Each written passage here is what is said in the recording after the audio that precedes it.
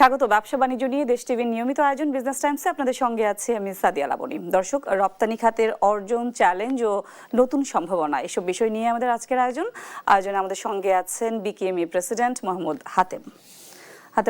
মোহাম্মদ হাতেম, আপনাকে স্বাগত বিজনেস টাইমসে। গত অর্থ বছর খুবই চ্যালেঞ্জ, সংকট এবং অপ্রত্যাশিত একটা বিষয় ছিল। সব মিলিয়ে আসলে রপ্তানি খাতের জন্য কেমন গেল? আপনারা দেখতেই পাচ্ছেন যে রপ্তানি খাতের অবস্থা কেমন ছিল, এবং বাংলাদেশের ইতিহাসে এই প্রথমবার একটা বছর রপ্তানি খুব খারাপ গিয়েছে এবং কন্টিনিউয়াসলি 9 মাস আপনার এক্সপোর্ট ডিক্লাইন করেছে, যেটা অতীতে কখনো ঘটে নাই। বাকি যে মাসগুলিতে যেমন গত মাসে এক্সপোর্ট বর্ধিত এক্সপোর্ট দেখা গিয়েছে, কারণ হচ্ছে গত বছরের এই মাসটায় ঈদের কারণে 10 দিনের মতো বন্ধ ছিল শুরুর দিকে, মাসের শুরুতে। ফলে ওয়ার্কিং ডেজ কম থাকাতে গত বছরের এই মাসে রপ্তানিটা কম ছিল। আর এই বছরের এই মাসে অর্থাৎ জুন মাসে ফুল টাইম মানে কাজ হওয়াতে রপ্তানি ওয়ার্কিং ডে বেশি পাওয়াতে রপ্তানি একটু বর্ধিত রপ্তানি দেখা গিয়েছে, যার কারণে এই মাসটা ডিক্লাইন করেনি। বাট বাস্তব চিত্র হচ্ছে যে রপ্তানি আদেশ আমাদের বাড়েনি এবং সামনে বর্ধিত রপ্তানি আদেশ আমাদের কারো কাছেই নেই। আমি এই মুহূর্তে অনেকদিন পর আজকে আমি ফ্যাক্টরিতে গিয়েছিলাম, আমি ওখান থেকে ফিরলাম। তো আমার যিনি ফ্যাক্টরি চালান সিইও, উনি বলছিলেন যে অনেকগুলি আমার যে রেগুলার বায়ার যারা আছে কন্টিনিউয়াসলি, তাদের অর্ডারও কমেছে। আবার অনেকগুলি বাইং হাউস এর মধ্যে উনি ট্রাই করছেন, সেখানেও রপ্তানি আদেশ তেমন কাঙ্ক্ষিত কোনো পাচ্ছে না। সামনের মাসগুলিতে আমাদের কাঙ্ক্ষিত রপ্তানি আদেশ নাই, কম আছে অনেক। তো যেমন এই কম থাকার ফলে দেখা যাবে যে রপ্তানি আবারও ডিক্লাইন আছে। আমরা ইপিবির যে তথ্যটা পেয়েছি যে যুক্তরাষ্ট্রের বাজারে আমাদের 4% মতো পোশাক রপ্তানিতে প্রবৃদ্ধি হয়েছে গত অর্থ বছরে। এইটার আরো বেশি হতে পারত। যুক্তরাষ্ট্রের সঙ্গে এই শুল্ক নিয়ে যে একটা বিষয় ছিল, বাণিজ্য চুক্তি নিয়ে সবকিছু নিয়ে একটা অনিশ্চয়তা কাজ করেছে। আপনার কাছে কি মনে হয় এই অনিশ্চয়তাটা যদি না থাকতো তাহলে কি এই বাজারে রপ্তানি আরো বাড়তো? না, যুক্তরাষ্ট্রের বাজারে যেটা বর্ধিত দেখানো বলা হচ্ছে এটা আমি মনে করি অনেক ভালো রেজাল্ট, কারণ এরকম রেজাল্ট হওয়ার কথা ছিল না। আপনি এজ এ হোল যদি দেখেন, আমাদের এক্সপোর্ট ডিক্লাইন করেছে 2.59% টোটাল পুরো বছরে। এর মধ্যে কোনো মাসে তো আরো অনেক বেশি ডিক্লাইন করেছে। তো তার মধ্যে বছর শেষে অ্যাভারেজে গিয়ে 2.59% ডিক্লাইন। তো এইটা মানে একটা মারাত্মক, কিন্তু 2%, যেখানে আমরা প্রতি বছর আমাদের বর্ধিত হয়, এক্সপোর্ট সবসময়ই বাড়ে, এই বছর এটা কমেছে এবং সামনের মাসগুলো কমবে। তো এইটা যুক্তরাষ্ট্রের বাজারে ট্রাম্প ট্যারিফের কারণে আনপ্রেডিক্টেবল একটা সিচুয়েশন, এবং নতুন করে আবারও ট্রাম্প নানা রকমের মানে ছলা কলা কৌশলে আরও ট্রাম্প ট্যারিফ আরও বসাবার চেষ্টা করা হচ্ছে। তো এগুলি মিলিয়ে রপ্তানি খাতে একটা মানে দুর্দিন যাচ্ছে, সোজা কথা, সংকট যাচ্ছে। আমরা যেই ডিক্লাইনটা দেখেছি, রপ্তানি খাতে যেই প্রবৃদ্ধিটা কমেছে, যেই পরিমাণে অনিশ্চয়তা ছিল আসলে রপ্তানির বাজার বলেন, বৈশ্বিক পরিস্থিতি মিলিয়ে, জ্বালানি তেল গ্যাস সংকট সবকিছু মিলিয়ে যেই প্রবৃদ্ধিটা যতটুকু কমেছে, আপনাদের কি এর প্রেডিকশন কি আরো খারাপ, আরো বেশি কমার কথা ছিল? তো সেই জায়গায় আমরা ভালোই দেখছি যে রপ্তানি যেটা মানে যেমন ধরেন এজ এ হোল যেটা 2.59% কমেছে, এটা আরও বেশি হওয়ার কথা ছিল। কারণ বছরের অনেকগুলি মাসে গিয়ে দেখা গেছে যে 15, 20, 19% পর্যন্ত কোনো মাসে ডিক্লাইন করেছে। তো ফলে এটা 2.59 ভালো। আমার প্রশ্নটা সেটাই ছিল।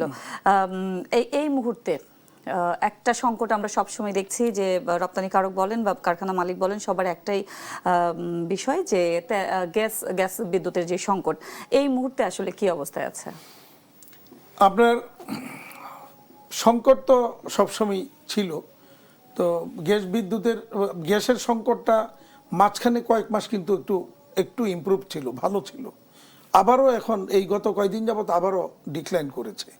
আবার কিছু এলাকায় খুব বেশি খারাপ, যেমন ধরেন সাভারের কালিয়াকৈর, মৌচাক, ওই এলাকার ব্যবসায়ীরা খুবই ক্ষতিগ্রস্ত। তারা বলছিল যে তাদের এনে গ্যাস নাই বললেই চলে। আবার কোনো কোনো এলাকার মধ্যে হয়তো কিছুক্ষণ মানে দিনের বেলা কম থাকে, রাতের বেলা থাকে, এরকমভাবে চলছে। তো ভালো যদি আমাদের আসলে ইন্ডাস্ট্রিয়ালাইজেশনের প্রথম পূর্ব শর্তই হচ্ছে গ্যাস। এই জ্বালানি সংকট যদি না মিট করে তাহলে এই রপ্তানি কিন্তু খারাপের দিকে যাবে। তো আমরা যখন বিনিয়োগ বাড়াতে একদম মরিয়া, বিনিয়োগ আমাদের লাগবেই এবং কিছু বন্ধ কলকারখানাও খুলে দেওয়ার একটা প্রস্তুতি চলছে, এই পরিস্থিতিতে যেগুলো চলমান কারখানা তাদেরকেই তো ঠিকমতো গ্যাস বিদ্যুতের সরবরাহটা দেওয়া যাচ্ছে না। সেক্ষেত্রে নতুন যখন চাপ তৈরি হবে, নতুন কারখানা আসবে, নতুন বিনিয়োগ আসবে এবং বন্ধ কলকারখানা খুলে দেওয়া হবে, তখন তো সেই চাপটা দ্বিগুণ হবে। সেইটা আসলে ম্যানেজ করার মতো ক্যাপাবিলিটি আছে কিনা? আপনার এই আজকে আপনার এখান থেকে যাওয়ার পরে মন্ত্রণালয়ে যাব, একটা বড় কম্পোজিট ফ্যাক্টরি বন্ধ হয়েছে। কেন বন্ধ হয়েছে? তার গ্যাস লাইন কেটে দিয়েছে, তিতাস গ্যাস বিল দিতে ব্যর্থ হয়েছে, তার লাইন কেটে দিয়েছে। এখন এই যে তার লাইনটা কেটে দিল, তাতে কি ওই তিতাস গ্যাস কোম্পানি কি বিলটা পাবে? আর যে সে যদি বন্ধই করে দেয় পার্মানেন্টলি, তাহলে তার তিতাস তার বিলটা পাবে না, 1 নাম্বার। 2 নাম্বার হচ্ছে এখানে 7,000 শ্রমিক ছিল, এই শ্রমিকের কর্মসংস্থান হারিয়ে যাবে, তার রপ্তানি ছিল, রপ্তানিটাও বন্ধ হয়ে যাবে। তো এখন এই একজনের একটা পাওনার কারণে যদি এইভাবে বন্ধ করে দেয়, তাহলে সরকার একদিকে উদ্যোগ নিচ্ছেন বন্ধ কারখানা চালু করার, আবার অপরদিকে বন্ধ হয়ে যাচ্ছে। আবার গত সপ্তাহে আমার কাছে গত 30 তারিখ সকালবেলা আমাকে এক ফ্যাক্টরির মালিক সাভার অঞ্চলের ফোন করলেন, তার লাইনটা সকালবেলা বিদ্যুৎ লাইনটা কেটে দিয়েছে। কেন? 29 তারিখ ছিল তার আগের মাসের বিদ্যুৎ বিল পরিশোধের শেষ দিন। তো সেদিন পরিশোধ করতে সে ব্যর্থ হয়েছে। 29 তারিখে জুনের 30 তারিখে এসে তার লাইনটা কেটে দিছে সকালবেলা। তো আমি এটা নিয়ে পল্লী বিদ্যুতের যিনি চেয়ারম্যান, ওনাকে অনেকবার চেষ্টা করলাম, পেলাম না, না পেয়ে আমি ওনাকে মেসেজ দিলাম। তো ওনাকে মেসেজ দেওয়ার পরে এবং ওনার আরেকজন ডেপুটি ডাইরেক্টর নিচের লেভেলে, তার সাথে কথা হলো। এরপরে পরদিন গিয়ে আবার লাইনটা কানেক্ট করেছে। তো এই যে মনে করেন বিদ্যুৎ বিলটা দিতে পারে নাই, লাইনটা কানেক্ট করলো, ডিসকানেক্ট করে দিল, তাতে কি ক্ষতিটা কি হলো? এখন ইন্ডাস্ট্রির ক্ষতি হলো, উৎপাদন ব্যাহত হলো, দেশের ক্ষতি হলো, কর্মসংস্থান আবার একটা ঝুঁকির মুখে পড়লো। এই প্রশ্নে এই প্রসঙ্গে যেহেতু আছে, এখন জিনিসটা বুঝতে হবে যে এই যে বিদ্যুৎ বিল, গ্যাস বিল দিতে পারছে না কেন? কারণ হচ্ছে যে প্রথমত হলো যে অস্বাভাবিক হারে এই বিলের মানে যে রেট বাড়ানো হয়েছে, যেটা 12 টাকার গ্যাস, তার আগে তো ছিল আমাদের 5 টাকা 6 টাকা ছিল, ওখান থেকে পরে বাড়তে বাড়তে একটা পর্যায়ে 12 টাকা অনেকদিন ছিল। ওখান থেকে হঠাৎ করে যখন 30 এবং 32 টাকা করা হইলো, তখন আমরা হিসাব করে দেখিয়েছিলাম কোনোভাবেই 22 টাকার বেশি যায় না। এখন 30 এবং 32 যখন করলো, তাহলে অনেকের পক্ষে তখন কিন্তু আর এই গ্যাস বিল, বিদ্যুৎ বিল এগুলি পরিশোধ করতে পারছে, কঠিন হয়ে যাচ্ছে। এই প্রসঙ্গে যেহেতু আছেন, ক্ষুদ্র মাঝারি রপ্তানিকারকদের টিকিয়ে রাখতে এই মুহূর্তে আসলে কি ধরনের সহায়তা প্রয়োজন? আমি কন্টিনিউয়াসলি এই ব্যাপারগুলি বলে যাচ্ছি যে ক্ষুদ্র মাঝারি শিল্প প্রতিষ্ঠানগুলি অনেকগুলি বন্ধ হয়ে গেছে, অনেকগুলি বন্ধ হওয়ার উপক্রম। সরকার যে উদ্যোগ নিয়েছিল, বাংলাদেশ ব্যাংক গভর্নর মহোদয় এটা উদ্যোগ নিয়েছেন যে বন্ধ কারখানা চালু করবেন, কিন্তু এই চলমান ফ্যাক্টরি যেগুলি একটার পর একটা বন্ধ হচ্ছে, তাদের দিকে কি বাংলাদেশ ব্যাংক বা ব্যাংকগুলি কোনো নজর দিচ্ছে যে কেন বন্ধ হয়ে যাচ্ছে, তার কি দরকার, কি সহযোগিতা? আমি যে কথাটা বারবার বলে আসছি, অনেক দিন যাবতই বলছি আমি, যে ইন্ডাস্ট্রিগুলি এখন আইসিইউতে আছে, বিশেষ করে এই ছোট মাঝারি প্রতিষ্ঠানগুলি বেশি সংকটে আছে। তাহলে এই সংকট থেকে উত্তরণের জন্য কি দরকার, সেই জায়গাটা একটু দেখা দরকার। বাংলাদেশ ব্যাংক সেই জায়গাটা একটু অ্যানালাইসিস করা দরকার। কারো হয়তো দেখা যাবে যে কেন বন্ধ হচ্ছে, যে তার কিছু ওভার ডিউ হয়েছে, কেন ওভার ডিউ হলো সেই জায়গাটা দেখা দরকার, সেটা কিভাবে মিট করা যায় সেই সুযোগ দেওয়া দরকার। অথবা তার ঋণের কিস্তি হয়তো কোনোটা পরিশোধে ব্যর্থ হয়েছে, হওয়ার ফলে সে ক্লাসিফাইড হয়ে গেছে, তাইলে সে কেন দিতে পারছে না? দেখা গেল যে মাসে তার যে পরিমাণ ঋণের কিস্তির পরিমাণ যা সে দিতে সক্ষম, সেইটা না দিয়ে তার উপর বোঝা চাপিয়ে দেওয়া হয়েছে কয়েক গুণ বেশি, ফলে সে পারছে না। তাহলে তার করা উচিত তাকে হয়তো একটু ওই কিস্তির পরিমাণটা ছোট করে দিতে হবে, কমিয়ে দিতে হবে, অর্থাৎ সময়টা বাড়িয়ে দিতে হবে, কাউকে হয়তো ইন্টারেস্ট রেটটা কমিয়ে দিতে হবে। আজকে সকালে আমি একটা সই করে আসলাম আপত্তি জানিয়ে। সেখানে আমার জীবনে এই 38 বছর আমি প্রায় এই সেক্টরে আছি, জীবনে কোনোদিন দেখিনি আমরা এক্সপোর্ট করে ডকুমেন্টস ব্যাংকে দিলে সেই ডকুমেন্ট পারচেস করে যে টাকা দেয় আমাদেরকে সেটার উপর ইন্টারেস্ট বসাইতে দেখি নাই। এখন 15% ইন্টারেস্ট বসিয়ে দিছে। তাইলে আমাকে যেমন কালকে আমার প্রায় বেতন বাবদ আমার এই ব্যাংক থেকে আমার প্রায় 1,77,78 লাখ টাকা নিতে হয়েছে। এই যদি এই 1,77,78 লাখের উপর যদি আমাকে 15% ইন্টারেস্ট বসিয়ে দেয় এবং সেখানে আবার যদি ওই নির্ধারিত সময় ফেল হয় তাহলে আবার 16.5%। তাহলে এই ইন্টারেস্ট দিয়ে এই ইন্ডাস্ট্রি কোনোদিনই বেঁচে থাকতে পারবে না। তাইলে বাংলাদেশ ব্যাংক কি এগুলি কি খোঁজ রাখে যে ব্যাংকগুলি 15% 16% যে ইন্টারেস্ট নিচ্ছে ইন্ডাস্ট্রি কি টিকে থাকবে? প্রশ্নই আসে না। খুব সম্প্রতি বাংলাদেশ ব্যাংক একটা নির্দেশনা দিয়েছে খেলাপি ঋণ কমাতে, এক্সিট পলিসি দিয়েছে যে শুধুমাত্র আসল টাকা দিয়ে এক্সিট। এটাকে আমরা মোস্ট ওয়েলকাম এবং আমি ধন্যবাদ জানাই, কৃতজ্ঞতা জানাই আমাদের গভর্নর মহোদয়কে। আমি একটা কথা বলেছিলাম, গভর্নর উনি যখন দায়িত্ব নিলেন তখন কিন্তু আমি কথাটা মিডিয়াতে অনেকেরই বলেছি। আমি বলেছিলাম যে অনেকেই আমার এই নতুন গভর্নরকে নিয়ে সমালোচনা করছেন। আমি বলছিলাম যে সমালোচনা করা উচিত না, এই কারণে আমি মনে করি উনি হবেন বেস্ট গভর্নর। কেন হবেন? যে উনি ওই ব্যবসায়ীদের ক্ষতটা দেখে আসছেন, কোথায় ক্ষত, আর ওই ক্ষতর মধ্যে যদি উনি একটু প্রলেপ দেন, আর প্রিভিয়াস গভর্নর যিনি ছিলেন তার ভালো ভালো যে পলিসিগুলি এগুলি যদি কন্টিনিউশনে নেন তাহলে উনি হবেন বেস্ট গভর্নর। মাহমুদ হাতেম, আমরা আবার আলোচনায় ফিরবো, একটা বিরতি নিয়ে ফিরছি। দেখছেন বিজনেস টাইমস, ফিরছি বিরতির পর।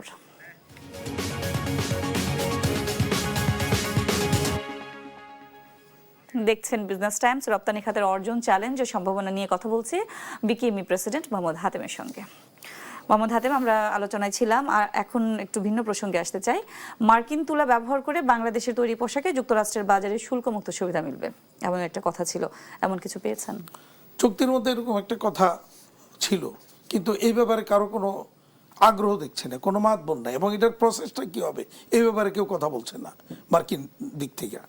তো আমরা তো যেহেতু চুক্তি একটা অসম চুক্তি হয়েছে, আমরা আগেও বলেছি, তো অসম চুক্তি হোক আর যাই হোক, যেহেতু হয়ে গেছে সেখানে আমাদের যতটুকু পাওয়ার সুযোগ আছে আমরা সেই জায়গাটা থেকে বঞ্চিত হব কেন? কি বলছে তারা আসলে? মানে তারা এই ব্যাপারে কোনো সুস্পষ্ট কোনো দিক নির্দেশনা দিচ্ছে না। আমরা তো মার্কিন তুলা অনেক আগে থেকেই ব্যবহার করি, বিশেষ করে আমাদের যে গ্রুপ, আমার ফ্যামিলি গ্রুপের অনেক আগে থেকে আমরা কিন্তু ম্যাক্সিমাম কিন্তু আমরা মার্কিন তুলাটাই ব্যবহার করি। তো সেক্ষেত্রে এই তুলার ব্যবহারের বিপরীতে রপ্তানিতে ডিউটি ফ্রি অ্যাক্সেস পাওয়ার যে বিধান চুক্তিতে আছে, সেটা নিয়ে তো কোনো কার্যকর পদক্ষেপ নেওয়া হচ্ছে না, বা কেউ এই ব্যাপারে কোনো ইয়ে দিচ্ছে না তাদের দিক থেকে, কোনো ধরনের আলোচনাও নাই, এবং এটা কিভাবে আমরা পাবো বা কি করলে কি করতে হবে এই ব্যাপারে কোনো দিক নির্দেশনা। আপনারা কি লিখিতভাবে জানিয়েছেন? আমরা এটা নিয়ে বহুবার কথা বলার চেষ্টা করেছি, বাট কোনো রেসপন্স পাইনি আমরা তাদের দিক থেকে। বিশেষ করে বাণিজ্য মন্ত্রণালয় এটা নিয়ে শুরু থেকেই কাজ করছে বা কথা বলছে, কিন্তু কিছু হচ্ছে না।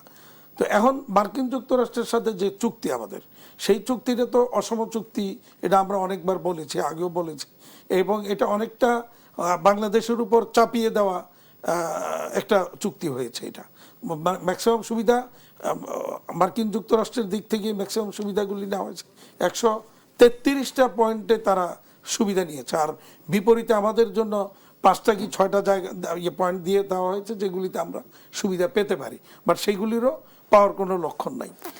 তো আলটিমেটলি আমরা যারা রপ্তানিকারক বা ব্যবসায়ী, আমরা তো ক্ষতিগ্রস্ত হয়েছে এবং হতে আরও হব। কারণ হচ্ছে মার্কিন এই ট্যারিফ, মানে ট্রাম্প ট্যারিফ, এটাকে আমরা ট্রাম্প ট্যারিফ বলবো।